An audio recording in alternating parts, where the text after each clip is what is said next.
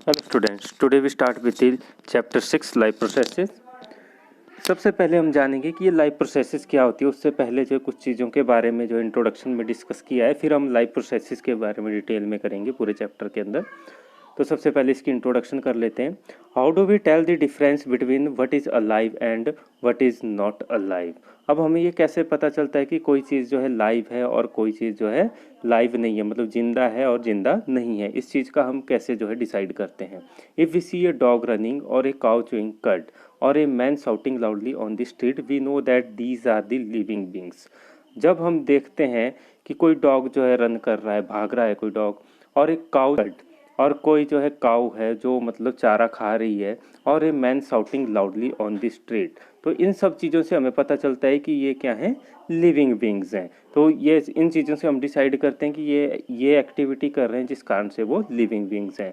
What if the dog और the काऊ और the man were asleep. क्या होता है जब डॉग, मैन और जो काऊ है जब वो सो जाते हैं, तो उस दौरान क्या होता है, तब क्या हम उनको लिविंग बींग्स बोलेंगे या नॉन लिविंग थिंग्स बोलेंगे। We should still think that they were alive. तो हमें तब भी पता है कि वो जिंदा हैं। But how did we know that, लेकिन हमें ये कैसे पता चलता है। We see them breathing and we know that they are alive. तो हम एक करेक्टर देखते हैं कि वो ब्रीथ कर रहे हैं, सांस ले रहे हैं, जिस कारण से हमें पता चलता है कि वो क्या है, अलाइव हैं, जिंदा हैं। What about plants. अब बात करते हैं प्लांट्स की, कि प्लांट्स का हमें कैसे पता चलेगा कि वो जो है लाइव हैं या नहीं है। How do we know that they are alive. हमें कैसे पता चलता है कि वो जो है लाइव हैं, जिंदा हैं।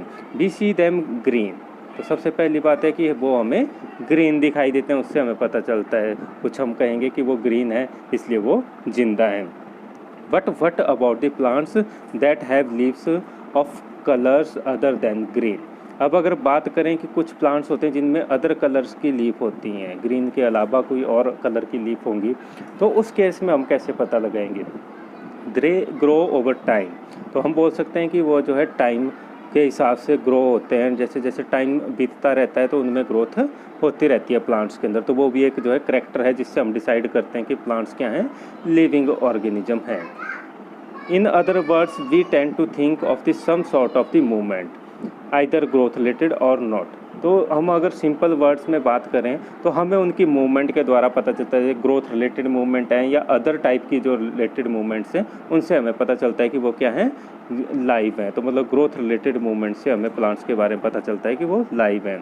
As common evidence for the alive. तो ये भी एक कॉमन एविडेंस है किसी भी जो है प्लांट के लिविंग होने का। But a plant that is not visibly growing it is still alive and some animal can breathe without visible movement. अब हम अगर हम बात करें तो बहुत सारे ऐसे जो हैं एनिमल्स हैं जिनमें कोई विजिबल जो है हमें मूवमेंट दिखाई नहीं देती। कोई विजिबल मूवमेंट जो कुछ एनिमल्स में हमें दिखाई नहीं देगी, ना ही कुछ जो है जो प्लांट्स हैं उनमें कोई विजिबल ग्रोथ हमें दिखाई देती है। तो उनमें हम कैसे डिसाइड करते हैं, तो उनको भी हम लाइव भी बोलते हैं कि वो जिंदा है, लेकिन उनके लिए भी एक अलग क्राइटेरिया रहता है जिसके थ्रू हम जो है पता लगाते हैं कि वो जो है लाइव हैं। अब ये कैसे होता है वो हम आगे जानेंगे इसके अंदर। तो इसमें आगे है, so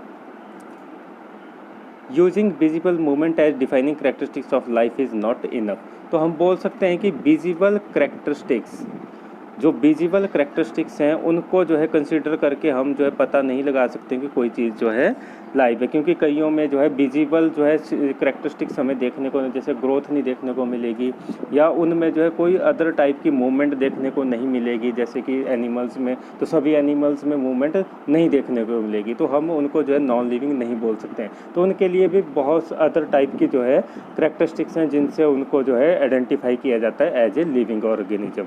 movement over very small scale will be invisible to the next eyes movements of the molecule for example. अब बात की गई है कि मॉलिक्यूलर मूवमेंट्स जो होती हैं, मूवमेंट ऑफ द मॉलिक्यूल्स, तो मूवमेंट जो स्मॉल स्केल के ऊपर रहती हैं वो कैसी होती हैं, इनविजिबल होती हैं। और ये जो मूवमेंट जो मॉलिक्यूलर लेवल पे होंगी वो कैसी होंगी, इनविजिबल होंगी। ये एग्जांपल दिया गया है हमारे पास, तो उससे हमें पता चल जाएगा कि ये जो है इनविजिबल मूवमेंट्स हैं। तो उन मतलब इनके अंदर इनविजिबल मूवमेंट चल रही है, मॉलिक्यूलर मूवमेंट चल रही हैं, जो कि करैक्टर है एक जो है उनके अंदर जो है लिविंग करेक्टर को ये जो है डिफाइन करता है। Is this invisible molecular movement is necessary for life. अब ये क्वेश्चन जो है राइज अप होता है कि जो इनविजिबल मूवमेंट है या मॉलिकुलर मूवमेंट्स जो लिविंग ऑर्गेनिज्म के अंदर हो रही हैं, तो क्या ये जो है नेसेसरी हैं? तो हम बोल सकते हैं कि yes, these are necessary for the life. ये बहुत ही ज़्यादा इंपॉर्टेंट है, ये जो मॉलिकुलर मूवमेंट चल रही है। If we ask this question to a professional biologist, तो प्रोफेशनल बायोलॉजिस्ट से अगर ऐसा क्वेश्चन हम पूछें तो वो भी हमें यस करके आंसर देंगे। In fact viruses do not show any molecular movement in them. लेकिन जो वायरसेस होते हैं उनमें हमें इस तरीके की कोई मूवमेंट जो है देखने को नहीं मिलती है, कोई ऐसी जो है मूवमेंट वो शो नहीं करते हैं। And that is partly why there is a controversy about whether they are truly alive or not। तो इससे ये जो चीज़ एक कंट्रोवर्सी क्रिएट होती है कि वायरसेस जो है लाइव हैं या नहीं हैं, तो ये जो एक कंट्रोवर्सी है, क्योंकि जब वो लिविंग सिस्टम के कांटेक्ट में आते हैं, किसी होस्ट के कांटेक्ट में आते हैं, तो तब वो जो है एज ए लिविंग ऑर्गेनिज्म की तरह बिहेव करते हैं। लेकिन जब वो होस्ट के कांटेक्ट में नहीं है, किसी लिविंग ऑर्गेनिज्म के कांटेक्ट में नहीं है, तो तब वो जो है as a non living behave करते हैं। तो इसमें जो है कंट्रोवर्सी है वायरसेस के केस में कि वो लिविंग हैं या नॉन लिविंग है, तो ये अभी तक एक कंट्रोवर्सी है। Why are molecular movements needed for life. अब ये मॉलिकुलर मूवमेंट्स जो है ज़रूरी क्यों हैं लाइफ के लिए?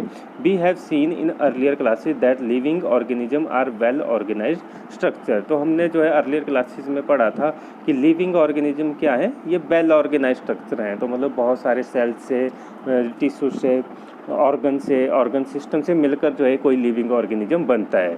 दे हैव टिश्यूज हैव सेल्स। तो उनमें जो है टिश्यू होते हैं, टिश्यूज़ में सेल होते हैं। Cells have smaller components in them, और सेल्स में और ज़्यादा छोटे छोटे कंपोनेंट होते हैं। इस तरीके से एक जो है कंप्लीट लिविंग ऑर्गेनिज्म बनता है। Because of the effect of the environment, this organised ordered nature of the living structure is very likely to keep breaking down over time. अब ये जो ऑर्गेनाइज स्ट्रक्चर है लिविंग ऑर्गेनिज्म का, तो environment के effect के कारण ये जो स्ट्रक्चर है लिविंग स्ट्रक्चर, ये जो धीरे धीरे जो है ब्रेक डाउन, मतलब ये जो है ख़त्म होता चला जाता है। टाइम के हिसाब से इसमें जो है इफेक्ट पड़ता रहता है, मतलब ये जो है ख़त्म होता चला जाएगा over time. If order breaks down the organism will no longer be alive. अगर ये जो ऑर्डर है, जैसे हमने बात की अभी, टिश्यू जो है सेल से बने होते हैं, और सेल जो है फिर जो है और स्मॉलर कंपोनेंट से मिलकर बने होते हैं, और फिर इस तरीके से कोई लिविंग ऑर्गेनिज्म का सिस्टम तैयार होता है। तो अगर ये ब्रेक डाउन हो जाता है ये लिविंग ऑर्गेनिज्म का सिस्टम, तो तब ये जो है अलाइव नहीं रहेगा। तो कोई भी लिविंग ऑर्गेनिज्म है उसका ये सिस्टम अगर अंदर जो बना हुआ है सेल से टिश्यू से ऑर्गन, तो कहीं पर डैमेज उसको पहुँचता है तो वो उसकी जो वो अलाइव नहीं रहेगा। So living creature must keep repairing and maintaining their structure. तो लिविंग क्रिएचर जितने भी हैं उनके अंदर जो है रिपेयर और मेंटेनेंस जो उनके स्ट्रक्चर की चलती रहती है। जैसे कॉमन सा एग्जांपल अगर हम देते हैं, कई बार हमें कट लग जाता है, तो वो जो है कुछ अगर हम उसके ऊपर दवाई ना भी लगाएं तो उसके बाद कुछ दिनों बाद वो जो है अपने आप ठीक हो जाता है। कुछ मिनटों के बाद जो है उसमें जो है पपड़ी सी जम जाती है जो है ब्लड की, और उसके बाद वो ऑटोमेटिकली कुछ दिनों में ठीक हो जाता है। तो ये जो बॉडी का ऑटोमेटिक सिस्टम है जो रिपेयरिंग और मेंटेनेंस का काम कर रहा है, तो वही बात इसमें की गई है। So living creature must keep repairing and maintaining their structure. तो लिविंग क्रिएचर जो है अपने जो जितना भी स्ट्रक्चर है उसकी रिपेयर और मेंटेनेंस अपने आप करता है। Since all this structure are made up of molecule, they must move molecules around all time. तो जितने भी स्ट्रक्चर हैं बॉडी के जो है किसी भी क्रिएचर के, वो मॉलिक्यूल से बने हुए हैं, और ये जो मॉलिक्यूल्स हैं ये मूव करते रहते हैं पूरी बॉडी के अंदर ऑल टाइम। तो ये मूव करते रहेंगे मॉलिक्यूल्स जो है हमेशा जो है हमारी बॉडी के अंदर। तो इस तरीके से हमारी बॉडी में जो है ये मूवमेंट जो है चलती रहती है।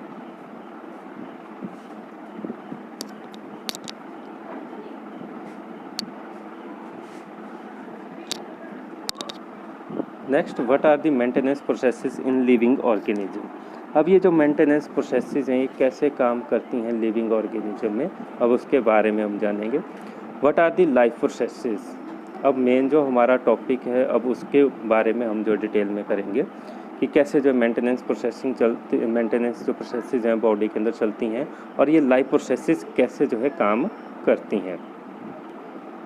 The maintenance function of living organism must go on even when they are not doing any nothing particular. तो लिविंग ऑर्गेनिज्म में जो मेंटेनेंस की जो फंक्शंस हैं वो हमेशा चलते रहते हैं। अगर कोई हम काम भी नहीं कर रहे हैं, बैठे हुए हैं, आराम कर रहे हैं, सो रहे हैं, तब भी ये जो है मेंटेनेंस का फंक्शन जो है काम करता रहता है। Even when we are just sitting in class, अगर हम जो क्लास के अंदर बैठे हुए हैं तब भी ये जो है मेंटेनेंस का फंक्शन जो है अपने आप जो है काम करता रहता है। और अगर हम सोए हुए हैं तब भी ये मेंटेनेंस का फंक्शन जो है काम करता रहेगा।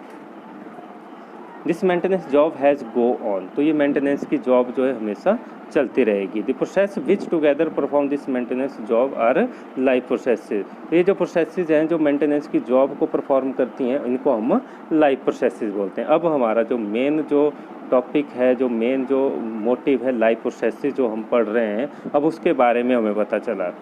क्या है life processes? The process which together perform this maintenance job. ऐसी प्रोसेसेस जो बॉडी की मेंटेनेंस की प्रोसेस को जो है कंटिन्यू करती है, मेंटेनेंस की जॉब को कंटिन्यू करती हैं, उसको क्या बोला जाता है? लाइफ प्रोसेसेस बोला जाता है। ये आगे डेफिनेशन जो है लाइफ प्रोसेसेस की। तो जो मेंटेनेंस के फंक्शन, जो मेंटेनेंस हो रही है हमारे बॉडी के स्ट्रक्चर की, उनको जो प्रोसेसेस मेंटेन करती हैं उनको हम लाइफ प्रोसेसेस बोलेंगे। This is the definition of life processes. आगे कंटिन्यू करते हैं। Since these maintenance processes are needed to prevent damage and break down, तो ये जो मेंटेनेंस की प्रोसेसेस हैं ये जो ज़रूरी हैं प्रिवेंट करने के लिए डैमेज और ब्रेक डाउन, बॉडी के अंदर जो या कि बॉडी के इंटरनल स्ट्रक्चर में कहीं भी कोई जो है डैमेज हो रहा है, ब्रेक डाउन हो रहा है, तो उसको मेंटेनेंस करने में, उसको सही करने में ये हेल्प करती हैं। And energy is needed for them, और इन मेंटेनेंस की प्रोसेसेस के लिए एनर्जी की रिक्वायरमेंट रहती है। तो बिना एनर्जी के जो है ये मेंटेनेंस प्रोसेसेस नहीं चल सकती हैं। This energy comes from the outside the body of the individual organism, और ये जो एनर्जी होती है ये आउटसाइड से मिलेगी हमें, जो है बाहर से मिलती है बॉडी को, जो है जो हम फूड खाते हैं उससे ये एनर्जी जो है मिलेगी। So there must be a process to transfer a source of energy from outside. तो इसलिए जो है एक सोर्स होना चाहिए जो ट्रांसफ़र कर सके एनर्जी को जो है आउटसाइड से बॉडी के अंदर, ऑर्गेनिज्म के अंदर, विच वी कॉल फूड। और ये जो सोर्स होता है वो होता है फूड, जिसके थ्रू जो है एनर्जी हमारी बॉडी के अंदर पहुंचती है। तो ये जो फूड है तो वही जो है बॉडी को जो है एनर्जी प्रोवाइड करता है आउटसाइड से टू दी इनसाइड, अंदर जो है हमारी बॉडी में एनर्जी पहुंचेगी। ये process commonly called as nutrition. और इस तरीके से जो एनर्जी हमारी बॉडी को आउटसाइड से मिल रही है तो उस प्रोसेस को न्यूट्रिशन बोला जाता है। तो ये न्यूट्रिशन की डेफिनेशन भी आ सकती है कि हम बोल सकते हैं transfer a source of energy from outside the body of the organism which we called food to in the inside, a process we called commonly nutrition. तो न्यूट्रिशन एक ऐसी प्रोसेस है जिसमें जो है एनर्जी हमारी बॉडी को मिलती है आउटसाइड सोर्सेज। आउटसाइड सोर्सेज कौन सा हुआ? फूड। फूड से हमें जो है एनर्जी मिल रही है, और जो जिसको इस तरीके से जो फूड से एनर्जी मिल रही है आउटसाइड सोर्सेज से हमें, तो उसको हम क्या बोलते हैं? न्यूट्रिशन बोलते हैं। तो इस तरीके से ये जो है न्यूट्रिशन हमारी बॉडी में आती है। If the body size of the organism is to grow at, अब ये बात की गई है कि बॉडी साइज जो ऑर्गेनिज्म का ग्रो कराए, additional raw material will also be needed from outside. तो अगर बॉडी की ग्रोथ हो रही है, एडोलेसेंस में ग्रोथ होती है बॉडी की बहुत ज़्यादा, तो उस टाइम की अगर हम बात करें तो बॉडी को बहुत ज़्यादा एनर्जी चाहिए होती है, क्योंकि बॉडी ग्रो कर रही है हमारी। एडिशनल रॉ मटेरियल चाहिए, मतलब ज़्यादा से ज़्यादा जो है एनर्जी बॉडी को चाहिए आउटसाइड से, मतलब जो फूड है वो ज़्यादा से ज़्यादा चाहिए। Since life on the earth depend on carbon based molecule, most of these food sources are also carbon based. तो जो लाइफ है वो डिपेंड करती है कार्बन बेस्ड मॉलिक्यूल्स के ऊपर। जो अर्थ के ऊपर जितनी भी लाइफ है वो कार्बन बेस्ड मॉलिक्यूल से बनी हुई है। Most of these food source are also carbon based, और जितना भी हम फूड खाते हैं तो वो भी कार्बन बेस्ड रहता है, कार्बन उनमें जो है पाई जाती है। जैसे कार्बोहाइड्रेट है, प्रोटीन है, जितने भी कंपोनेंट हम खाते हैं, फैट है, तो उन सभी में जो है कार्बन एक कंपोनेंट रहता है। Depending on the complexity of carbon source different organism can then use different kind of nutritional processes. तो ये डिपेंड करता है कॉम्प्लेक्सिटी ऑफ कार्बन सोर्स, कितना जो है कॉम्प्लेक्स है कार्बन का source. Different organism can use different kind of nutritional processes. तो अलग अलग टाइप के जो ऑर्गेनिज्म हैं वो अलग अलग टाइप की जो है न्यूट्रिशनल प्रोसेसेस का यूज करते हैं। नाउ कमिंग टू नेक्स्ट,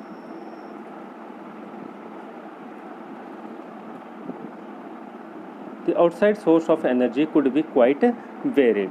तो आउटसाइड सोर्स जो रहता है एनर्जी का वो वेरी कर सकता है। तो हम जो है अलग अलग टाइप के फूड का यूज करते हैं एनर्जी जो है लेने के लिए। Since the environment is not under the control of individual organism, तो एनवायरनमेंट जो है कंट्रोल में नहीं होता है, इंडिविजुअल ऑर्गेनिज्म के कंट्रोल में नहीं रहेगा। The outside source of energy could be quite varied, तो आउटसाइड सोर्स जो है एनर्जी के वो वेरी कर सकते हैं। Since the environment is not under the control of individual organism, और एनवायरनमेंट जो है इंडिविजुअल ऑर्गेनिज्म के कंट्रोल में नहीं आता है, तो एनवायरनमेंट को कंट्रोल नहीं कर सकता है कोई individual organism. These sources of energy therefore needed to be broken down और built up in body, तो ये जो sources हैं एनर्जी के, ये जो है बॉडी के अंदर जो है इनकी need to be broken down, तो ये बॉडी के अंदर जो है टूटते हैं and must be finally converted to uniform source of energy that can be used for various molecular movement needed for the maintaining living structure as well as kind of molecules the body are kind of the molecules the body need to grow. तो ये जो बात की गई है अब, the source of energy therefore need to be broken down, जितने भी सोर्स जितना भी फूड हम खा रहे हैं उसकी बात की गई है। The source of energy therefore need to be broken down, तो उसकी जो है वो ब्रोक डाउन होगा या बिल्डअप इन दी बॉडी, और ये जो है बिल्डअप करेगा हमारी बॉडी को। And must be finally converted into the uniform source, तो ये जो फूड है तो ये कॉम्प्लेक्स सोर्स है, फूड कॉम्प्लेक्स सोर्स है, ये जो है ब्रोक डाउन होगा, इसकी जो है ब्रोक डाउन होगी, और ये फिर जो है क्या करेगा, ये जो है हमें हमारी बॉडी को जो यूनिफॉर्म सोर्स जो एनर्जी का प्रोवाइड करेगा टूटने के बाद, और उसके थ्रू जो है हमारी बॉडी को जो है डिफरेंट वर्क के लिए जो है एनर्जी मिलेगी। तो मतलब ये जो सोर्स है फूड वो टूटा, और इससे जो है ये बिल्डअप करेगा हमारी बॉडी को, and must be finally converted to uniform source of energy, और ये जो यूनिफॉर्म सोर्स के अंदर कन्वर्ट होना जरूरी है। That can be used for various molecular movement needed for the maintaining the structure, और ये जो डिफरेंट जो मॉलिक्यूलर स्ट्रक्चर हैं उनकी मेंटेनेंस के लिए जो है यूनिफॉर्म सोर्स जब बनेगा इसका, उसको यूज़ किया जाएगा। As well as to kind of molecules the body need to grow, और जो मॉलिक्यूल्स बॉडी को चाहिए होते हैं ग्रोथ के लिए वो इस जो है फूड के सोर्स से हमें मिलेंगे जब ये टूटेगा। For this a series of chemical reaction in the body are necessary, और इसके लिए जो है बॉडी के अंदर बहुत सारे केमिकल रिएक्शन जो है चलते रहते हैं, तो हमारी बॉडी के अंदर बहुत सारे केमिकल रिएक्शन जो है चलते रहते हैं, और ये ज़रूरी भी होते हैं हमारी बॉडी की वर्किंग के लिए।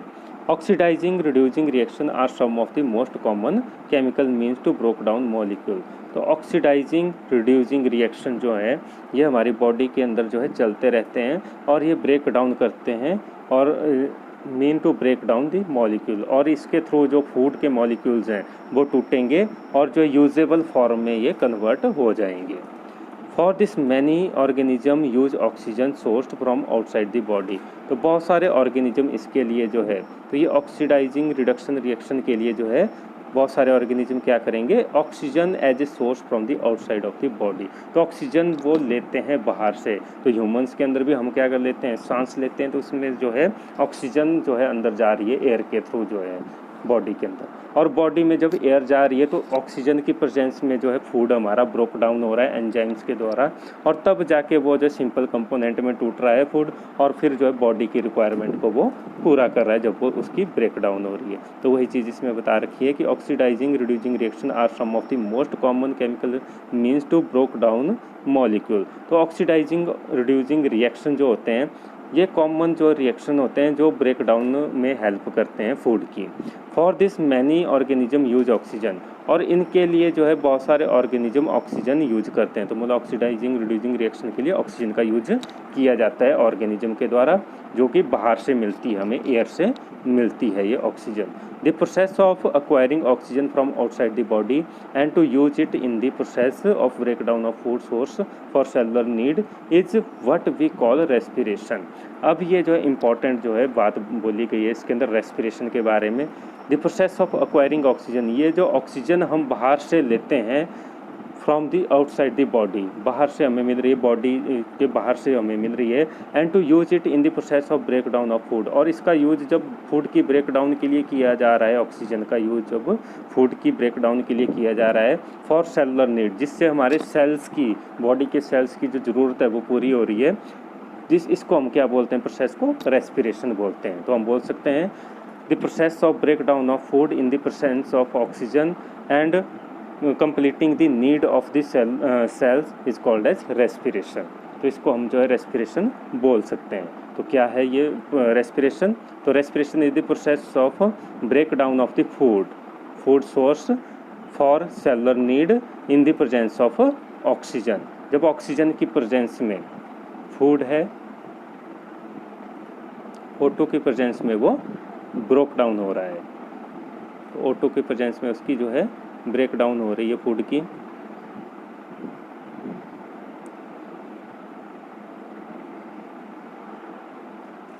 O2 की प्रेजेंस में जब वो ब्रेक डाउन हो रहा है फूड, और उससे सेलुलर नीड जो है, सेल्स की नीड जो है पूरी हो रही है, सेल रिक्वायरमेंट जो है पूरी हो रही है, तो उसको हम क्या बोलेंगे? रिक्वायरमेंट को ये पूरा कर रहा है। तो सेल की रिक्वायरमेंट को जब ये पूरा कर रहा है तो उसको हम रेस्पिरेशन नाम देंगे। तो ये इंपॉर्टेंट डेफिनेशन है जो एग्जाम्स के अंदर पूछी भी जाती है रेस्पिरेशन के बारे में। The process of acquiring oxygen from outside the body and use it to break down of the food source from cellular need is called as respiration. तो उसको हम जो है रेस्पिरेशन बोल सकते हैं। Now coming to next. तो next paragraph में अब आगे हमने बहुत सारी चीज़ें इसके अंदर रेस्पिरेशन के बारे में जो है पढ़ा, जो लाइफ प्रोसेसेस हैं उसकी डेफिनेशन के बारे में जाना, न्यूट्रिशन क्या होता है उसके बारे में जाना। अब आगे इसके अंदर जो है अब हम जानेंगे रेस्पिरेशन के बाद। In the case of single-celled organism, no specific organ for taking in food, exchange of gases or removal of waste may be needed because the entire surface of organism is in contact with the environment. अब बात कर रखी है single cell organism के case में, no specific organism for taking food. अब single cell organism वही unicellular organism, छोटी क्लासेस के अंदर भी पढ़ा था हमने यूनिसेलुलर ऑर्गेनिज्म, जिनकी बॉडी जो एक सिंगल सेल से बनी होती है उनको यूनिसेलुलर ऑर्गेनिज्म बोलते हैं। तो सिंगल सेल ऑर्गेनिज्म की बात की गई है, no specific organ for taking in food. तो उनमें जो है फूड को अंदर ले जाने के लिए कोई स्पेसिफिक ऑर्गन नहीं होता है। जैसे हम लोगों में फूड को अंदर ले जाने के लिए माउथ होता है, तो उस तरीके का कोई स्पेसिफिक ऑर्गन उनमें नहीं होता है। एक्सचेंज ऑफ गैसेज और रिमूवल ऑफ वेस्ट में बी नीडेड, और इनमें जो है एक्सचेंज ऑफ गैसेज भी होता है और रिमूवल ऑफ वेस्ट भी जो है इनमें होता है, जो कि ज़रूरी है। Because the entire surface of the organism is in contact with the environment. तो इनमें कैसे होता है, ये एनवायरनमेंट के डायरेक्ट कॉन्टैक्ट में रहती है इनकी बॉडी, यूनिसेलुलर ऑर्गेनिज्म की। तो entire surface of organism is in contact with the environment. तो एनवायरनमेंट के डायरेक्ट कॉन्टैक्ट में रहेगा इनकी बॉडी, और जिसके थ्रू पूरी बॉडी जो है सिंगल सेल बॉडी इनकी रहेगी। तो वो जो है गैसेस का रिमूवल भी करेगी, वेस्ट का रिमूवल भी करेगी एनवायरनमेंट के अंदर डायरेक्ट, और जो है कोई इनमें और फूड भी एनवायरनमेंट से डायरेक्टली लेती है। इस तरीके से ये इनका डायरेक्ट कांटेक्ट रहता है एनवायरनमेंट के अंदर। तो इनमें कोई स्पेसिफिक ऑर्गन नहीं पाया जाता है। तो ये मेन चीज़ है कि सिंगल सेल ऑर्गेनिज्म में कोई स्पेसिफिक ऑर्गन जो है बॉडी के अंदर नहीं प्रेजेंट होता है।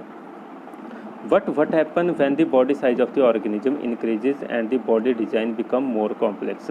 लेकिन क्या होता है जब what happen when body size of the organism increases, organism का बॉडी साइज जब बढ़ेगा, and the body design become more complex, और बॉडी का डिज़ाइन जो है ऑर्गेनिज्म का बहुत ज़्यादा कॉम्प्लेक्स हो जाएगा, तो उस केस में क्या होगा।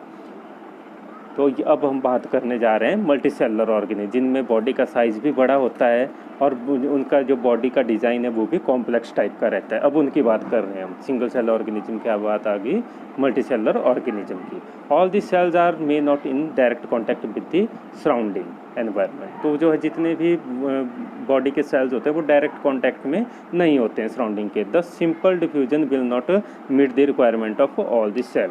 और जैसे यूनिसेलुलर ऑर्गेनिज्म की बात की हमने सिंगल सेल ऑर्गेनिज्म, तो उनमें सिंपल डिफ्यूजन के डायरेक्ट कॉन्टैक्ट में बॉडी रहेगी, तो वो एक्सचेंज कर लेगी, फूड को अंदर ले लेगी, वेस्ट को बाहर निकाल देगी डायरेक्ट एनवायरनमेंट में। लेकिन ऐसा मल्टी सेलुलर ऑर्गेनिज्म के अंदर नहीं होगा, क्योंकि उनमें डायरेक्ट कंट्रोल इस तरीके का नहीं पाया जाएगा। We have seen previously how in multicellular organism various body parts have specialized in functions they perform। तो प्रीवियस सेक्शन में भी हमने पढ़ा था कि मल्टीसेलुलर ऑर्गेनिज्म किस तरीके से जो है उनमें स्पेशलाइज्ड ऑर्गन होते हैं और वो किस तरीके से जो है फंक्शन परफॉर्म करते हैं। अब एक और बात आ गई, मल्टीसेलुलर ऑर्गेनिज्म में क्या होते हैं, स्पेशलाइज्ड ऑर्गन होते हैं, जबकि सिंगल सेल ऑर्गेनिज्म में स्पेशलाइज्ड ऑर्गन नहीं पाए जाते हैं। तो ये जो है इंपॉर्टेंट जो है डिफरेंस भी इनके बीच में आ जाता है, सिंगल सेल ऑर्गेनिज्म और मल्टीसेलुलर ऑर्गेनिजम्स के बीच में। We are familiar with the idea of the specialized tissue and with their organization in the body of the organism. तो हम जो है इसके आइडिया से जो स्पेशलाइज्ड टिश्यू हैं, ऑर्गन्स हैं, उनके बारे में हम जानते हैं। छोटी क्लासेस से हमने इनके बारे में पढ़ा था कि सेल होता है, सेल से टिश्यूज़ बनते हैं और बहुत सारे टिश्यू से ऑर्गन बनता है और ऑर्गन से पूरा ऑर्गन सिस्टम बनता है, पूरी बॉडी जो है तैयार होती है किसी भी ऑर्गेनिज्म की। We are familiar with the idea of this specialised tissue. तो स्पेशलाइज्ड टिश्यू से के जो आइडिया है उससे हम फैमिलियर हैं। And with their organisation in the body of the organism, और उनकी बॉडी के अंदर जो ऑर्गेनाइजेशन है उसके बारे में भी हम जानते हैं। It is therefore not surprising that the uptake of food and oxygen will also be the function of specialised tissue. तो इसके लिए हमें कोई सरप्राइज होने की ज़रूरत नहीं है, क्योंकि जो है फूड के लिए, अपटेक ऑफ फूड और ऑक्सीजन के लिए जो है एक स्पेशलाइज्ड जो है टिश्यूज़ काम करते हैं। स्पेशलाइज्ड फंक्शन होता है टिश्यूज़ का, जो मतलब इस काम को जो है परफॉर्म करते हैं लिविंग ऑर्गेनिज्म के अंदर, मल्टीसेलुलर लिविंग ऑर्गेनिज्म के अंदर। However this poses a problem since the food and oxygen are now taken up at one place in the body of the organism while all part of the body need them. अब बात की गई है कि एक problem जो है create होती है since food and oxygen are now taken up at one place in the body. तो ये जो फूड है और ऑक्सीजन है वो एक प्लेस से जो है लिए जाते हैं, in one place, at one place in the body of the organism. तो एक प्लेस से ये जो है में जो है लिए जाते हैं। While all parts of the body need them, जबकि पूरी बॉडी को इनकी ज़रूरत होती है, फूड की भी और ऑक्सीजन की, लेकिन एक पार्ट के द्वारा ये लिए जाते हैं। तो फूड जो है हमारे जो है माउथ के थ्रू होता हुआ जो है हमारे स्टोमक के अंदर जाता है, और जो ऑक्सीजन है वो भी हम मुंह के थ्रू ही अंदर जो है बॉडी के अंदर लेते हैं और वो लंग्स के अंदर जाती है हमारी। अब बात की जा रही है कि ये जो है कुछ पार्ट्स के द्वारा जो अंदर जो है लिए जाते हैं। This situation creates a need for the transpiration system of the carrying food and oxygen from one place to another in the body. इसके लिए फिर जो है हमारी बॉडी के अंदर एक ट्रांसपोर्टेशन सिस्टम काम करता है। अब फूड जो है सिर्फ पेट के अंदर जा रहा है, पेट से फिर पूरे बॉडी के पार्ट्स तक जो है पहुंचना चाहिए, हर एक टिश्यू तक पहुंचना चाहिए, हमारे जो है टॉप से लेके बॉटम तक जो है। तो ये जो है कैसे पहुंचेगा? उसी तरीके से ऑक्सीजन की रिक्वायरमेंट भी पूरी बॉडी को रहती है, तो वो जो जा रही है लंग्स के अंदर जा रही है। लंग्स से फिर ये किस तरीके से जो है हमारे जो है टॉप और बॉटम जो बॉडी के पार्ट्स हैं, तो वहाँ तक वो कैसे पहुँचेगी, हर एक टिश्यू तक कैसे पहुँचेगी, ये जो क्वेश्चन राइज होता है। तो उसका आंसर दिया गया है कि इसके लिए क्या होता है, एक ट्रांसपोर्ट सिस्टम हमारी बॉडी के अंदर काम करता है, और उस ट्रांसपोर्ट सिस्टम के द्वारा ऑक्सीजन और फूड पार्टिकल जो है ट्रांसपोर्ट होते हैं हर एक पार्ट तक जो है बॉडी के। When chemical reaction use the carbon source and the oxygen for the energy generation, they create byproduct that are not only useless for the cells of the body but could even be harmful।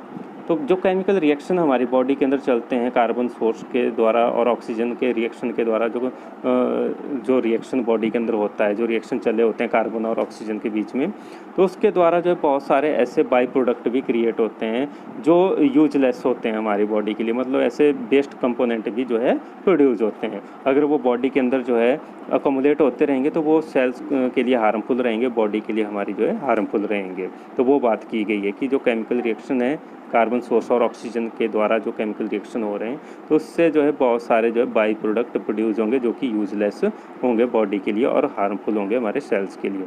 These waste by product are therefore needed to be removed from the body. तो ये best product का भी body से बाहर निकलना जरूरी है outside by the process called as excretion. तो किस प्रोसेस के द्वारा ये बेस्ट प्रोडक्ट निकलेंगे बाहर? एक्सक्रीशन के द्वारा। तो उस प्रोसेस को क्या बोलेंगे जिसके द्वारा वेस्ट बाहर निकलते हैं? एक्सक्रीशन, उस प्रोसेस को नाम दिया जाता है। The process of removing the waste outside the body is called as excretion. आगे हम कंटिन्यू करते हैं इसको। Again if the body rules for the again if the basic rules for the body. अब हम बात करें कि जो बेसिक रूल्स हैं बॉडी के, design in multicellular organism are followed, specialised tissue for the excretion will be developed which means that the transpiration system will need to transport waste away from the cell to excretory tissue. अब बात की जा रही है कि जो अगर हम बॉडी के बेसिक रूल्स की अगर हम बात करते हैं, अगर बेसिक रूल्स को अगर हम फॉलो करते हैं, तो जैसे रेस्पिरेशन के लिए बॉडी के अंदर सिस्टम था, तो उसी तरीके से जो है एक्सक्रीशन के लिए बॉडी के अंदर एक जो है सिस्टम होना चाहिए। लिए। तो वो जो है एक्सक्रीशन के लिए भी ट्रांसपोर्टेशन सिस्टम जो है काम करेगा बॉडी के अंदर। तो अब उसके बारे में बताया गया है। तो मल्टीसेलुलर ऑर्गेनिज्म के अंदर जो है एक जो है सिस्टम काम करता है जो मतलब एक्सक्रीशन में हेल्प करता है, जिसको हम एक्सक्रीटरी सिस्टम के नाम से भी जानते हैं। Which mean that transportation system will need to transport waste away from cell to this excretory system. तो जो ट्रांसपोर्टेशन सिस्टम होगा वो जो है वेस्ट को ट्रांसपोर्ट करेगा और जो है पहुंचाएगा इस एक्सक्रीटरी सिस्टम तक जो है पहुंचाएगा। तो ट्रांसपोर्टेशन सिस्टम का काम रहेगा कि वो एक्सक्रीटरी सिस्टम तक जो है वेस्ट को पहुंचाएगा और उस जो है एक्सक्रीटरी सिस्टम के द्वारा जितना भी वेस्ट जनरेट होगा वो सारा जो है बाहर निकल जाएगा। Let us consider these various processes so essential to maintain the life one by one. अब हम इनके बारे में वन बाय वन करके पढ़ेंगे, जितनी भी है रेस्पिरेशन की प्रोसेस है, एक्सक्रीशन की प्रोसेस है और न्यूट्रिशन की प्रोसेस है। अब इन सब के बारे में डिटेल में जो है इस चैप्टर के अंदर किया जाएगा। That's all in this video. Thank you.